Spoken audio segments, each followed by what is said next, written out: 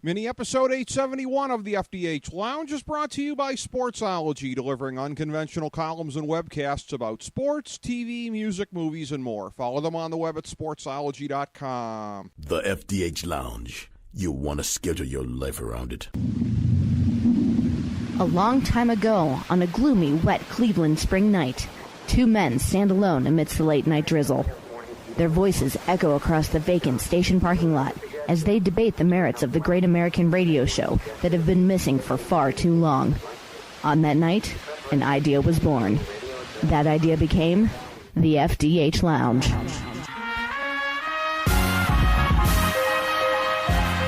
Welcome to the FDH Lounge. Hello, everyone. Welcome to FDH Lounge mini episode number 871. This is FDH managing partner Rick Morris here, along with another one of our longtime dignitaries, the proprietor of Sportsology, Russ Cohen, and also a multi-time published author. And as was the case past times when he was doing a book tour, he has stopped back in here in the lounge to talk about his new one, Pioneers of Baseball. And it discusses, of course, old-timey baseball from about 1890 to 1910. And there are also some notes in there that go before that period of time and after that period of time, but it seems to go predominantly along the lines of those 20 years. So welcome back in to talk about another book, Russ. And first of all, please talk about your thought process as far as how you ended up on this specific time period in baseball. Yeah, I'm not really drawing from like my childhood here, even though I am old. It's one of those things where I got an email that hey, check this out. The New York Public Library had a bunch of digital images, and they're all public domain. And I'm like, that's interesting. I'll take a look at it.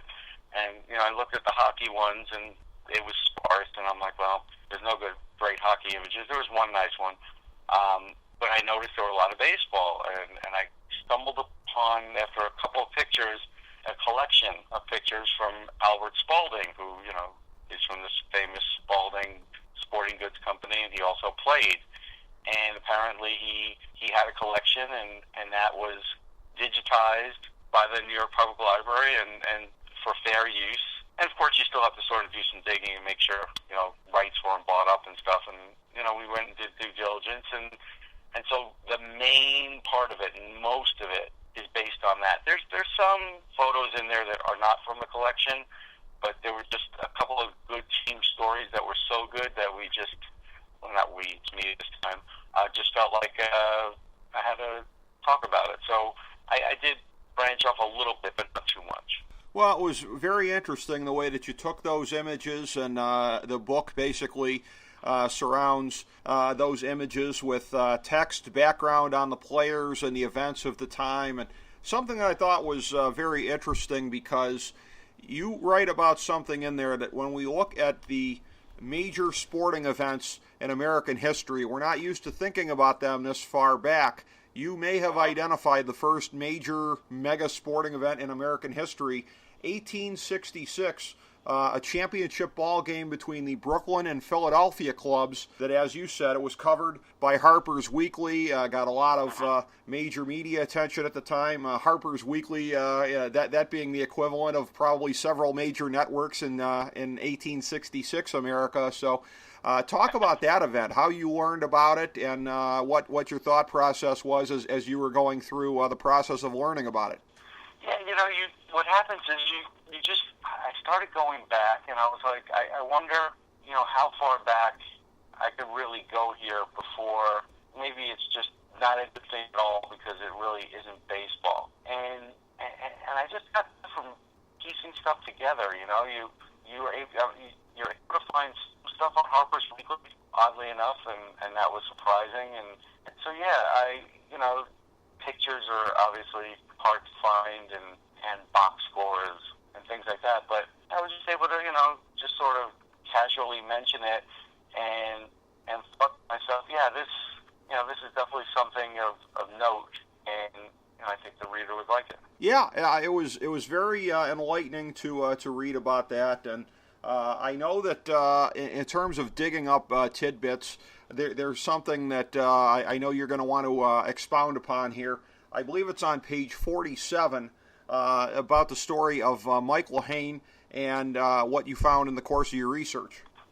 Yeah, so there was a guy, Michael Lahane, and he, for some reason, I was having trouble finding players from this Columbus salons, and so he was the one lone picture, and so I said, all right, let me dig up what I can about Mike Lahane, and it's not easy, and I remember that reading 2 or 3 newspaper articles on him that basically Mike Lahane died and nobody knew why. And even like in places like Baseball Reference, which I'm going to be telling them that we figured out how, didn't have a cause of death. I wasn't able to find the cause of death, and I looked in all of the newspapers. I looked at and I found, obituaries. I got nothing, and I couldn't find him in the obituaries, even though I kind of had an idea of the date that he died and the year. So a friend of mine, Rhonda McClure, she's a hockey writer, but she's also, by day, works with the New England Historic Genealogical Society. And I said, hey, if you find out anything about how this guy died, I'd really be appreciative. And it took maybe about a week, maybe 2 weeks, because, she has a job. It wasn't like she was looking just for me. And she found out that he died of an autoimmune disease. And it was chronic kidney nephritis. And so, that's an interesting thing because autoimmune diseases now, pretty common. Autoimmune diseases then, not so common. So that's something where, you don't really, I don't recall ever coming across another player where I saw that. So I found it interesting, and then I started looking up autoimmune diseases, as we know now, like lupus and things like that, and just trying to see what might fit for him. But they had it pretty much pegged back then, but they probably couldn't have told him what caused it or anything like that back then. They just didn't have enough information, and so I found that kind of interesting. I felt good about it, where like I was able to at least close the chapter on this guy. He was a New York City guy. And after playing baseball, he still worked in New York City as a pipe fitter because he wasn't making enough money as a ball player. Right. But he was a pretty good ball player. He played 140 games one year at 56 RBIs, and so I just became invested in it in a weird sort of way. Well, I can't further solve what happened with him, but I can recklessly speculate, and I'll tell you this much. Because from about 2 years ago being diagnosed with celiac disease and learning that it's always been around, but it's only ever recently been pegged as being something, people used to just die mysteriously of autoimmune diseases, and people didn't know what the root cause of it was. So I'm not going to say he had celiac disease, but I'm going to tell you it's entirely possible that he did, and that perhaps a gluten-free diet, hard though that would have been to do in late 19th century America, could possibly have held that off. Who knows, Russ? It would have been interesting had he walked into the general store and said, what do you have without gluten? They might have just looked at him like, what's gluten? Yeah, it's... If I ever do any time travel going backwards, if they get that invented, I'm going to have some real issues with that. It won't be the predominant reason that people look at me strange. It'll probably be other things that I say, but it'll be a contributory reason to that anyways. But yeah, no doubt. As far as other colorful tidbits here in the history of baseball as chronicled in this book, certainly, there are a couple teams that you in particular had your eye on, be they the Hartford Dark Blues or the Buffalo Bisons, that had a lot of very colorful tidbits in here. Yeah, the Hartford Dark Blues is an interesting one. It's one of those things where I said, I looked around and I wanted to find teams from different cities that maybe haven't had baseball in a very long time. And so Hartford was one of those that came to mind. And, we always think of Hartford like, hey, this is this big insurance city. But, back in the day, it was a pretty good sports city, too. And so when you look up the Hartford Dark Blues, there was one guy who kept coming up. And it wasn't Paul Ferguson, who was a really good player. It was their biggest fan. And so their biggest fan had a picture in the New York Public Library collection, but not in the baseball part of it. So I had to sort of go and pull that, and it was Samuel Clemens, Mark Twain, huge baseball guy. He used to just go there and just sit in the stands and watch games. I mean, he did write about it in Connecticut Yankee in King Arthur's Court. He was one of the most famous people in the world at the time, so like the Boston Globe would print his baseball musings, and so pretty interesting dude. And Yes. and he wanted to also be an umpire, and he never got to really fulfill that. But he was close to doing it once in an exhibition game, and then something happened in the last minute. He backed out. So Mark Twain, yeah, I thought that was anytime you can get a guy like that, to me that's interesting. But also in Hartford, they may have was it in Hartford? Let's see, the first old timers game. Okay. Had basically a benefit game. So that's kind of cool too. That is. There was a young teammate who drowned while fishing, and he wanted to raise money. So the funny thing is that we're good baseball guys, and we think we know everything about the game, but then you realize you don't know anything about the game pre-Babe Ruth, really. I mean, there's stuff, go to the Hall of Fame, you learn some stuff, and I remember even when I was younger, I used to sort of not discount this era, but just not pay enough attention to it. Like, yeah, it's old. I'd look up the rule changes. Look, if the ball hits over, one hop over the wall, or all the quirkiness of it. But then over time, I realized a lot of the players from this era sort of get gypped. They were pioneers of the game. It wasn't their fault the way they played. It wasn't their fault that they didn't have gloves for a while, and then they didn't have the right size gloves for a while, and then the ball was dead, and they did the best they could. But there were some amazing athletes. When you look at guys, you could find bizarre pitching records. Guys winning well over 30 games, guys winning 40 games. But you could say, hey, the players weren't that good, and the fields weren't this, but 60 feet 6 inches was always the measurement, and you still had to go through the motions of throwing the ball. That's true. And so whether the top pitcher, the velocity back then might have been 75 miles per hour, you still had to do it, and you still had to throw it for all those innings, and so you still have to give the guys credit for that. Yeah, you certainly do.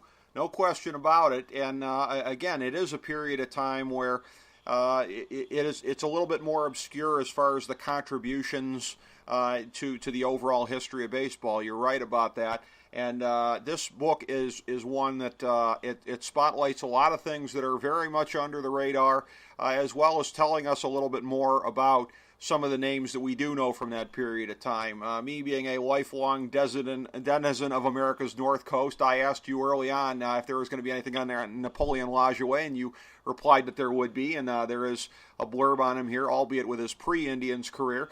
But names like him, Connie Mack, it's a chance for you to expound on some of the names that if you are a real baseball fan, you already know something about them, and it's a chance to tell more of the story.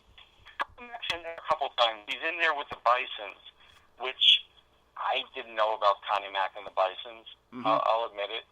He played 4 years with the Washington Nationals before even joining the Bisons. And I didn't know about that. I only knew about Connie Mack, the manager and the owner, the guy who wore the suit. I didn't know that he was a catcher. I didn't know that he put his life savings into the team. Mm-hmm. Like there's some things that you learn and you're like, wow. And so he's actually in there in two sections. He's in there for the athletics too.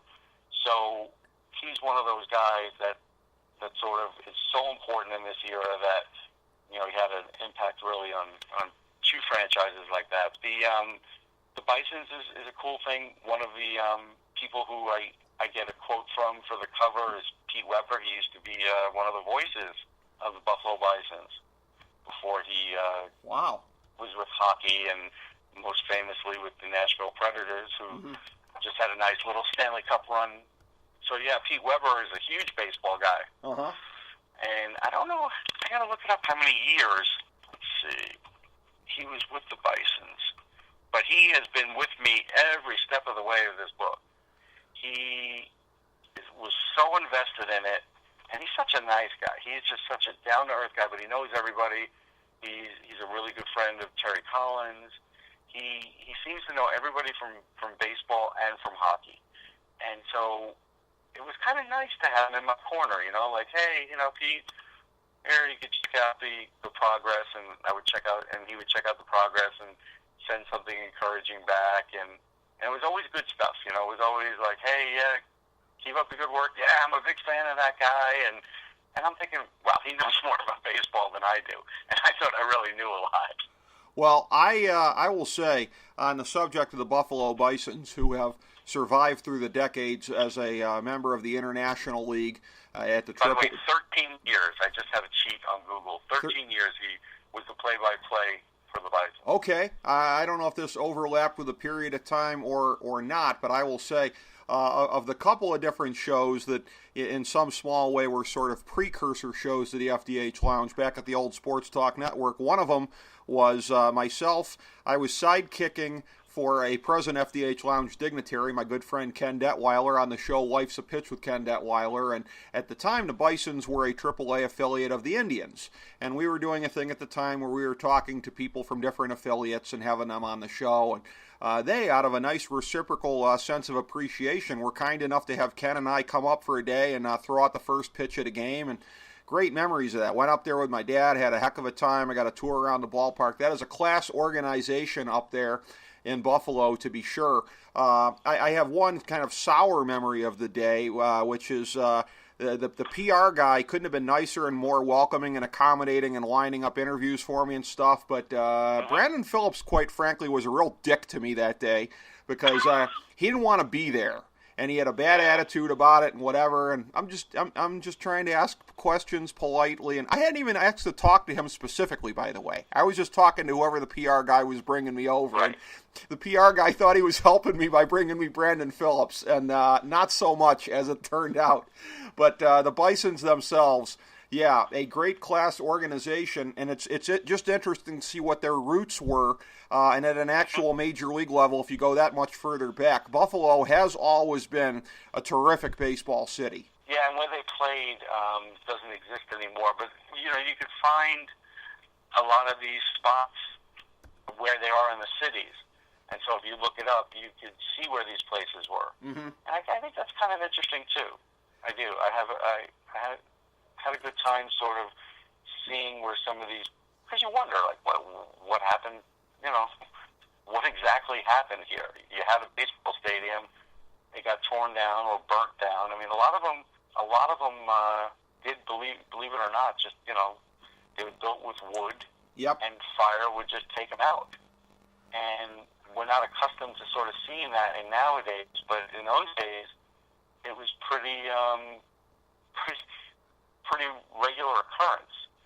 Like a good example is one of the teams of pictures that is not from the collection is the baseball in Louisville. Uh-huh. I think Louisville's a cool place, and I looked at that stadium and I said, wow, that is a cool picture. It is like, it looks more like a racetrack than it does a baseball stadium. It even looks older than we saw the Columbus Clippers all those years ago. That's right. And that had that look to it. And so I asked the University of Louisville, who owned the picture, is it okay to use it? And they said, yeah. And you look at it and you say, yeah, the Louisville Colonels, like that's a great name, right? Whoever thought of that name, that was good. But they also had the Louisville Eclipse, right, which was the other name. So you go back to the 1880s with that, and yeah, they had some great players. Honus Wagner made his debut in the Eclipse Stadium. That's amazing. I mean, Honus Wagner is still one of the great players of all time. And so, I figured I have to put this in there. Like, so once in a while I would get away from it. Like they once played the Brooklyn Bridegrooms. I think that's one of the all-time great names. They used to have such outstanding names back then for They some of the did. teams.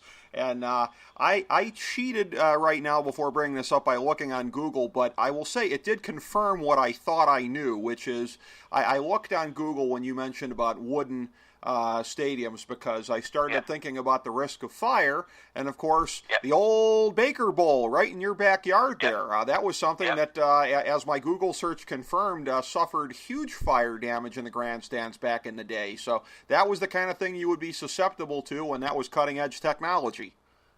It was cutting edge, but it was definitely something that could really just ruin your franchise. I mean, I don't think guys had fire insurance, so they'd have to just start over. Right. It was hard. I mean, I'm going to look up, I think, and again, I don't have all this committed to memory, It's like I'm still retaining a lot of this because it was a lot to take in. I met a nice guy, friend of a friend recently, and his daughter was talking to me about the book, and she goes, "Oh, so you have pictures and you just caption them?" And I'm like, "Yeah, I did do that." You were like, little more than that, sweetie. but I'm like, but it's harder than you think. I'm like, you still have to piece together all the information that's out there. I'm like, it's a little more than that, but I get it. Like, and I did laugh. But the Detroit Wolverines, I believe, also had a stadium issue. And so that was a thing where, again, even in a big city like Detroit, it affected them. I have a fascination myself with old ballparks. I have a picture hanging up in my home office of Ebbets Field from back in the day, and I've been always fascinated by the history of League Park here in Cleveland, and I've always thought to myself that if I get off my duff one of these winters here when there's no baseball, I've been saying this for a long time, I like to put together a league in one of these what-if sports type things here, and I would have to make sure the League Field or League Park was my home field if I did that, but they've just done a big restoration thing on it there. Obviously, it'll never look like it used to back in the day, but it's more of a semblance of what it used to be than it was for many decades. And then down in Cincinnati, I'm not sure if you're familiar with this or not, but they have a partial recreation of Crosley Field at it's the municipal recreational area in a suburb called Blue Ash, and I've been there to see it. I know that. It's really interesting. I recommend it to anybody who's ever in the greater Cincinnati area. If you're a fan of this kind of stuff, Blue Ash is a northernmost suburb. It is just inside the Beltway that goes all around greater Cincinnati. And at their municipal recreational area, they have a partial recreation. They transplanted part of the grandstands out there, and the scoreboard, the way that it was the final night in, I think, August 1970, and it's got the scores on the scoreboard as they were throughout Major League Baseball that night. I think they may even have a hill in the outfield there, because, again, that's the predecessor of what they did in Houston with Tal's Hill when Minute Maid Park went in all those years ago. Of course, they took that thing from Cincinnati directly. So for people that are big fans of this kind of stuff, you have some scraps here and there in different cities, and the Cincinnati one is most unusual of all because it's the partial recreation of it is way off-site from where it used to be in downtown Cincinnati. Yeah, that's cool. I like stuff like that. I like looking up where it is now. Like, when I was a kid, my dad brought me to the Ebbets Field apartments, and so he said, "Yeah, we used to go see the baseball game here." So yeah, I think all that stuff is just fantastic. It's fun. It probably wasn't fun at the time, like when stadiums were burning down. Right. But it's one of those things where, it's all part of history, and it looks like a place called Mack Park that was in Detroit burnt down. Okay. So in 1929, if that's right. Not in the book here, but I remember they had a problem because I remember when I was looking up other ballparks when you're trying to get information and piece it together, I came across that. Well, so, yeah, I mean, yeah, it's something that happened a lot. Yeah, burnt down in 1929. And while that may not be in the book here, there's definitely some stuff in the book with vintage ballparks as well. both obviously from the photography as well as you talk about the old New York Metropolitans, the original ones from back then, as it were, the St. George Cricket Grounds playing there. So wrap your mind around that, people. That at one time in this country, cricket was sufficiently large enough to where baseball teams would play their games in the park, not least of which, like when MLB goes to Australia and is forced to play in cricket grounds there. So, too, it was in late 19th century America. It was a dual-purpose stadium. Yeah, yeah. And, it's because, again, obviously, in late 19th century America, you weren't going to be really finding in any parks out there that were going to be just perfectly configured for baseball. So it was sort of a catch-as-catch-can deal as far as setting up shop in whatever facilities were in a given area in a major league city. And, again, that part of it here, this aspect that we're talking about with the ballparks, this is definitely another one of these very strong subsections to the book here. You definitely learn some things and get to see some cool pictures of old parks. A couple things. Like I tried to get into the rules a little bit and the rule changes, and you have to look at stuff 15 times to sort of get that right. So that was fun to do. I just felt like showing off some of the quirky rules would be good, but also the food industry. Like, it's amazing how the food industry has changed. And so I looked at it, and I was curious, like, I wonder when the first hamburger was sold, and it was in, like, 1880. Wow. And then I was like, well, that seems, to me, that seemed pretty recent for the kind of book I was doing. Yeah. So then I said, well, what about hot dogs? Like, hot dogs has always been attached to baseball, and so hot dogs actually came into the ballpark in 1901. Okay. So it was interesting. Even though it was invented in 1867, it took longer than hamburgers. I don't know why. Just may have been just supply and demand, but so these are things. The Polo Grounds was the first one to sell a hot dog in New York. Okay. And it was more of a sausage, really. Yeah. So you find those things and you say, all right, that's kind of cool. And Cracker Jacks, you kind of wonder, hey, is that urban legend? When did it actually start? Was it always there? 1896 for Cracker Jacks. Well, yeah. Food's always been a big part of the experience. A lot of choices, though. Right. Like, literally, if you went to a game, you could get, a hot dog and a drink, or a hamburger and a drink, maybe some peanuts, maybe some Cracker Jacks. And that's about it. You were watching the game. Now, we're eating all kinds of stuff, waiting online for it. Well, in a little bit of the more things change, the more they stay the same. A gluten-free guy like me is SOL today, as I know I would have been way back then. So some things are as they were back in the day, Russ.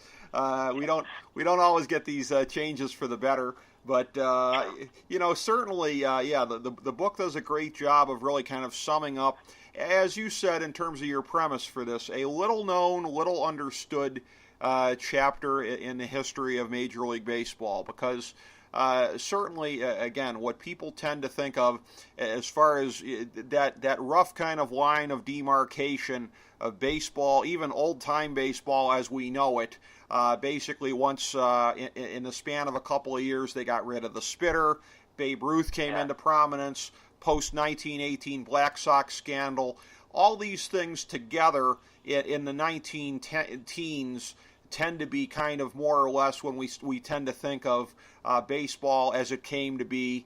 And then by the time you get into the 1930s, you've got an offensive explosion that kind of rivals what we've seen in the 90s, or if you're looking at a home run only basis, what you've seen 2015 to 2017. So there are certain ebbs and flows that reoccur throughout baseball history, but the one that's never reoccurred has been the dead ball era.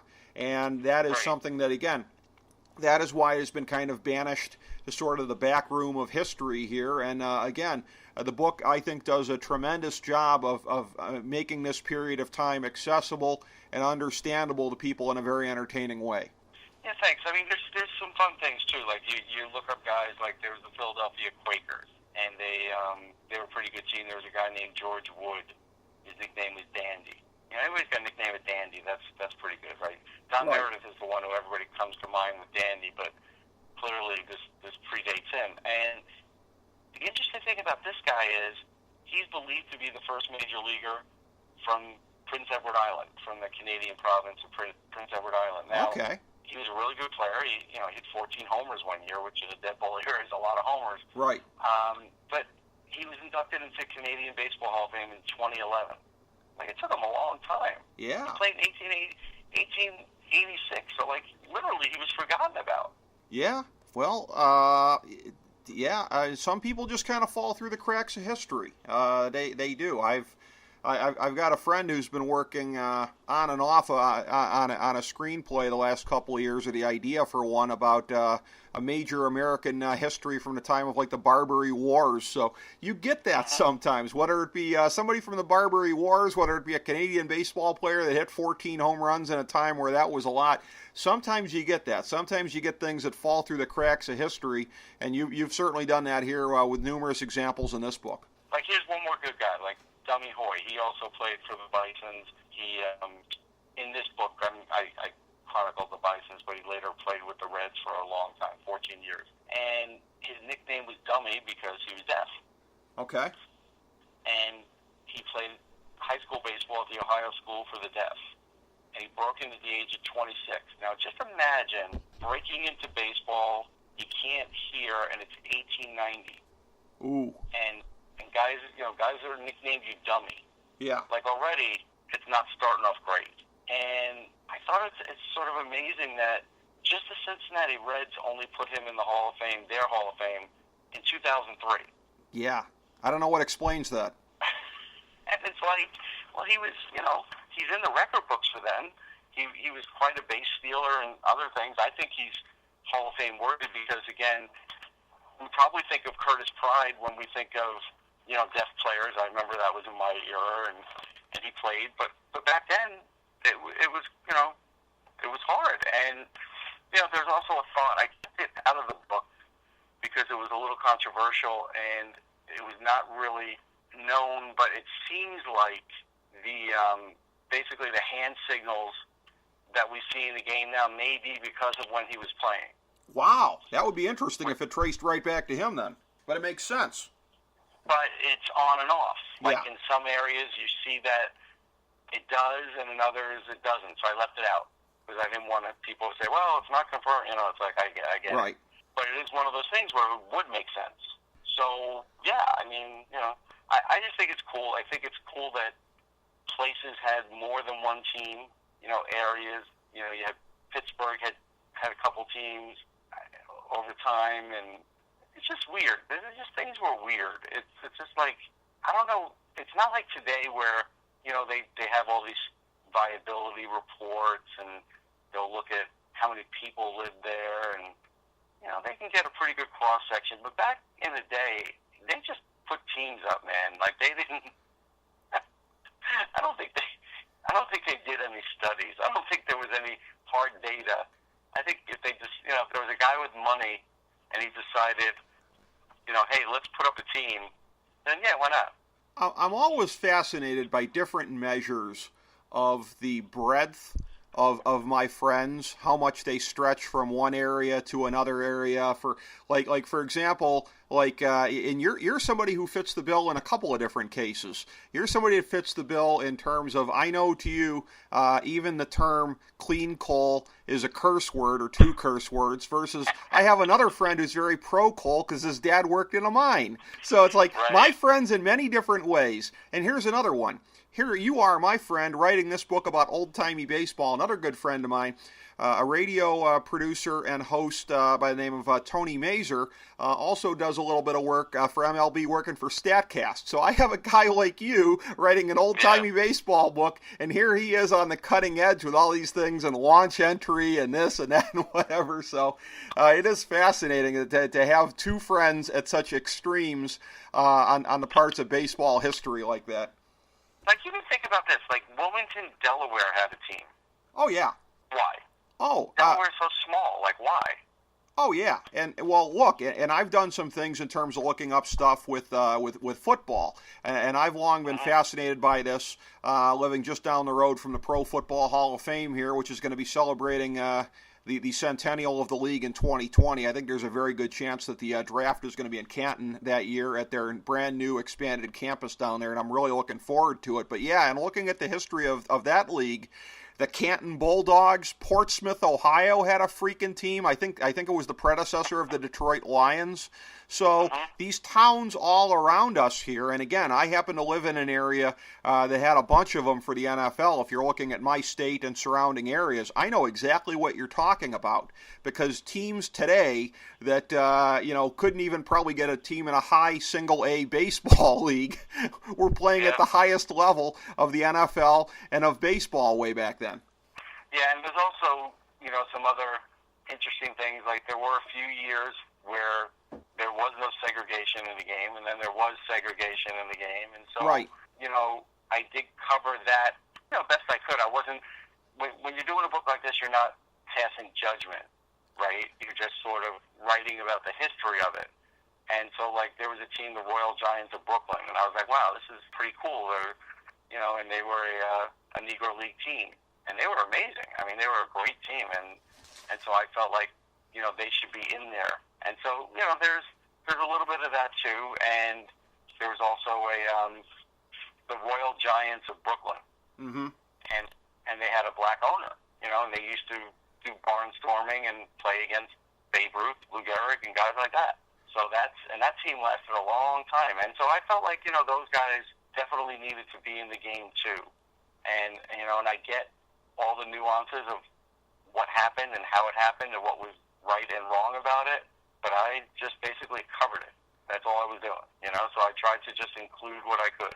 Well, I applaud that as an approach because, again, not to go too far down that particular rat hole, but if you just look at some debates in society over the course of the last couple of weeks here, we have a tendency to be very, very self-righteous about the mores of earlier periods here. I mean, there are things where, again, certainly I shake my head and I look at that and everything, but there comes a point in time at the end of the day where, obviously you acknowledge that, we have evolved in a lot of ways like that. You wouldn't have segregation in the game today or in society or whatever, but there are certain things that do have to be judged through the prism of the time, so I'm always appreciative when somebody does that. I mean, it doesn't mean you're saying it's okay. You're only saying it's okay. Yeah, you're only saying it's okay if you're saying it's okay. But to judge everything by the prism of the time is very much key. Yeah, and that's basically what I do. And people will see some guys.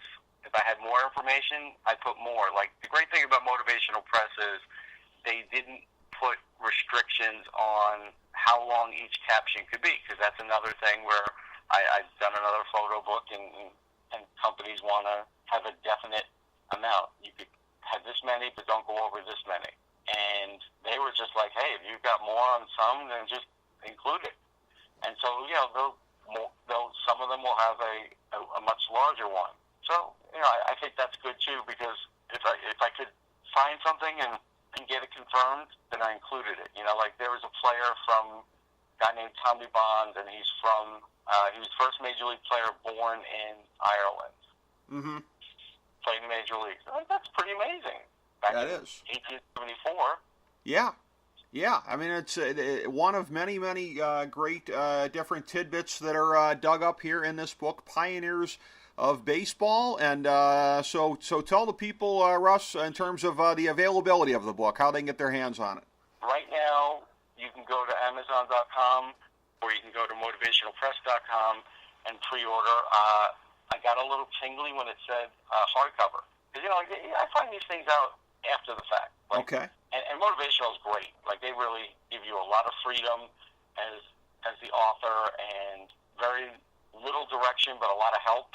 And so that's great. And what I like about them is I'm really, not only am I a part of the process, but I'm really approving and disproving things. And so like when I want to see a project all the way through, it's kind of like a movie. You do create something and you have an idea of it, and so they really respect that. But I don't tell them, and you can't tell them what type of book to put out. Right. Whether it's softbound, hardbound, what size, whatever. That's up to them, because that's they're incurring costs, and they have an idea of how they can market it, and they query places that are going to pre-order it. So, as an author, you have to go with that. And sure enough, this pops up, and the book's coming out November 12th of this year, and it says hardcover. And I was like, wow, I haven't had a hardcover book since 100 Ranger Greats 2009, so that excited the hell out of me. As well it should. That is a tremendous feat there, and again, people there's not that many hardcover now. I'm sure it will not be a massive hardcover book because the pictures aren't that big. But just the fact that it's in hardcover, I feel like books are making a comeback anyhow a little bit. I know the ebook thing was hot for a while, and it still has its purpose.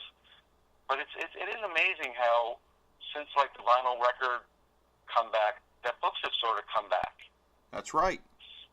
That's right, and this is going to be a part of that movement here. Pioneers of Baseball, available in November in hardback, but you can pre-order it now. And Russ Cohen, best of luck with this project. I know it will be successful, as past books have. And again, great to be able to break this down with you here. Always a pleasure, Rick. I mean, you're always the first guy I come to, and I really appreciate that. Well, thanks very much, my friend. Appreciate it. Best of luck with the book, Pioneers of Baseball.